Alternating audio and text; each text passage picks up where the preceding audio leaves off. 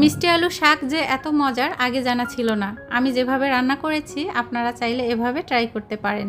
মিষ্টি আলু শাকের উপকারিতা জানতে আমার আজকের পুরো রেসিপির সঙ্গেই থাকুন। আসসালামু আলাইকুম, আমি আয়েশা সিদ্দিকা মম আয়েশা কিচেন চ্যানেলে আপনাদের আরও একবার স্বাগত জানাই। আজকে শেয়ার করেছি মজাদার মিষ্টি আলু শাকের রেসিপি। শাকগুলো ভালো করে বেছে নিয়েছি, তারপর পানি দিয়ে ভালো করে ধুয়ে নিয়েছি, আর এখন সিদ্ধ করতে দিয়েছি। সামান্য পরিমাণে লবণ দিয়ে দিয়েছি। বহু পুষ্টিগুণে ভরা এই মিষ্টি আলু শাকের রেসিপি আপনি যদি এভাবে ট্রাই করেন, আশা করি পরিবারের ছোট থেকে বড় সকল সদস্যই আপনার প্রশংসা করবে। মিষ্টি আলু শাকগুলো সিদ্ধ করার জন্য ঢাকনা দিয়ে ঢেকে দিয়েছি। আর এখানে আমি নিয়েছি কাসকি মাছের শুটকি। আপনি চাইলে যে কোনো মাছের শুটকি কিংবা চিংড়ি মাছ দিয়ে রান্না করে খেয়ে দেখতে পারেন। এখানে আমি পেঁয়াজ নিয়েছি, কাঁচামরিচ নিয়েছি, আর সেই সাথে দেশি রসুন নিয়েছি। অনেকেই অনেকভাবে মিষ্টি আলু শাকের রেসিপি খেয়েছেন, তবে আমি আজকে যে রেসিপিটি শেয়ার করেছি এভাবে রান্না করে খেয়ে দেখতে পারেন। আশা করি আপনাদের কাছে অনেক বেশি ভালো লাগবে। শাকের রেসিপির জন্য আমি যে শাক নিয়েছি সেগুলো ছিল একদম নরম এবং সতেজ, যার জন্য কিন্তু কোনো পানি অ্যাড করে দিতে হয়নি। শাকের থেকে কিন্তু পানি বেরিয়ে এসেছে, আর এই পানি দিয়ে সিদ্ধ করে নিব।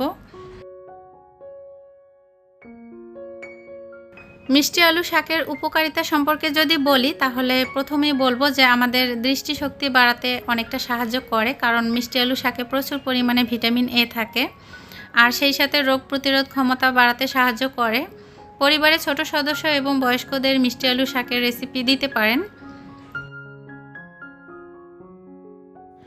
প্রচুর পরিমাণে অ্যান্টিঅক্সিডেন্ট আছে, আর সেই সাথে আমাদের হজম শক্তি বৃদ্ধিতে সাহায্য করে। এখন মূল রেসিপিতে চলে এসেছি। চুলায় একটা প্যান বসিয়ে দিয়েছি, পরিমাণ মতো তেল দিয়েছি, সেই সাথে পেঁয়াজ কুচি, দেশি রসুনের কোয়া, আর সেই সাথে কাঁচামরিচ দিয়ে দিয়েছি। পরিমাণ মতো লবণ দিয়েছি, আর সেই সাথে হলুদের গুঁড়া দিয়ে দিয়েছি সামান্য পরিমাণে। আরও 4টা কাঁচামরিচ অ্যাড করে দিয়েছি। আপনারা আপনাদের স্বাদ মতো ঝালের পরিমাণটা বাড়িয়ে কমিয়ে দিতে পারেন। যেহেতু আমার পরিবারে ছোট সদস্য আছে, তাদেরকেও আমি এই রেসিপিটি দিব, যার জন্য কাঁচামরিচগুলো কিন্তু ছোট ছোট করে কেটে দেইনি। আর এখন ধুয়ে রাখা শুটকি মাছগুলো দিয়েছি, তেলের উপরে সুন্দর করে ভেজে নিচ্ছি। এ পর্যায়ে চুলার হিট মিডিয়ামে রেখে দিয়েছি, আর রসুন, পেঁয়াজ, কাঁচামরিচের সাথে শুটকি মাছগুলো ভেজে নিচ্ছি। শুটকি মাছ যদি ভালোভাবে ভেজে নিয়ে এই রেসিপিটি করা যায়, তাহলে শুটকি মাছগুলো খেতে বেশি মজার হবে, আর সেই সাথে মিষ্টি আলুর শাকটাও খেতে ভালো লাগবে।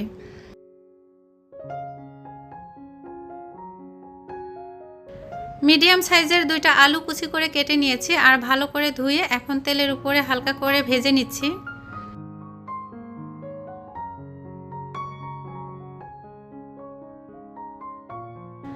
যারা হেলদি খাবার খেতে পছন্দ করেন এবং ডায়েট করেন, তারা কিন্তু আমার এই রেসিপিটি ফলো করতে পারেন। একদম হালকা তেল মশলা দিয়ে আমি কিভাবে রান্না করেছি। দুপুরের খাবারে কিন্তু এরকম একটা মিষ্টি আলু শাকের রেসিপি রেখে দিতে পারেন।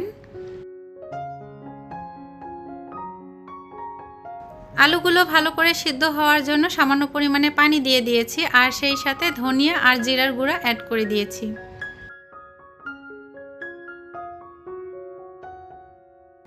সিদ্ধ করে রাখা মিষ্টি আলু শাকগুলো এ পর্যায়ে আমি দিয়ে দিয়েছি, আর কিছুটা সময় নেড়েচেড়ে ভালোভাবে মিশিয়ে নিব। যারা আজ প্রথম আমার এই ছোট্ট চ্যানেলে ভিজিট করেছেন, প্রথম ভিডিও দেখছেন, যদি সামান্য পরিমাণে ভালো লেগে থাকে, প্লিজ চ্যানেলটি সাবস্ক্রাইব করে আমার পাশে থাকবেন। সুন্দর একটা কমেন্টের মাধ্যমে আমাকে জানিয়ে দিবেন আমার রেসিপিটি আপনাদের কাছে কেমন লেগেছে। রাঁধুনি স্বাদ মিশালি, এটা অনেকেই হয়তোবা তরকারিতে খেয়ে থাকেন, আবার অনেকেই হয়তোবা জানা নেই, তবে এটা বাজারে মুদি দোকানে পাওয়া যায়। আপনারা চাইলে কিন্তু রেসিপি একদম শেষ পর্যায়ে এসে এই মশলাটা অ্যাড করে দিতে পারেন, তাতে করে খেতে আরও বেশি মজার এবং সুস্বাদু হবে। আর যদি না থাকে তাহলে স্কিপ করতে পারেন, তাতে কোনো সমস্যা নেই।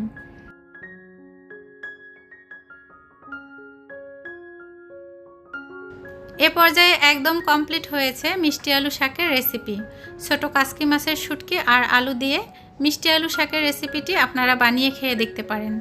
আশা করি পরিবারের সকল সদস্যই অনেক বেশি পছন্দ করবে।